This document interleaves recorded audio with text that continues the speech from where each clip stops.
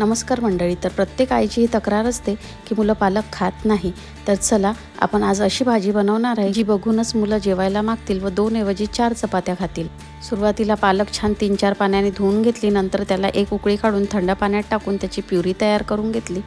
नंतर 2 आलू, कांदे व टोमॅटो मोठ्या आकारात कापून घेतले. तेल गरम झालं की त्यात आलूचे काप टाकून त्याला गोल्डन रंगावर तळून घेतलं. नंतर मिक्सर जारमध्ये कांदा, अद्रक, लसण, मिरची, कोथिंबीर व जिरं टाकून त्याचं वाटण तयार करून घेतलं. तेल गरम झालं की त्यात जिरं, तयार केलेलं वाटण सोडलं व थोडा वेळ शिजू दिलं. नंतर आपले बेसिक मसाले घातले. आवश्यकतेनुसार थोडं मीठ व कस्तुरी मेथी घातली. नंतर टमाटरची प्युरी टाकली. त्याला थोडा वेळ शिजू दिलं. नंतर तयार केलेली पालक प्युरी घालून ती व्यवस्थित मिक्स करून झाकण ठेवून एक वाफ काढून घ्यायची. नंतर तळलेले आलू व आवश्यकतेनुसार पाणी टाकून एक उकळी काढून घ्यायची. तर तयार आहे मस्त अशी पालक आलूची भाजी. पालकमध्ये भरपूर प्रमाणात आयरन असते जे की आपल्या हाडांना मजबूत करते. त्याचप्रमाणे आपल्या डोळ्यांसाठी छान असते. त्यामुळे आवर्जून मुलांना बनवून द्या. तसेच लाईक व शेअर करा.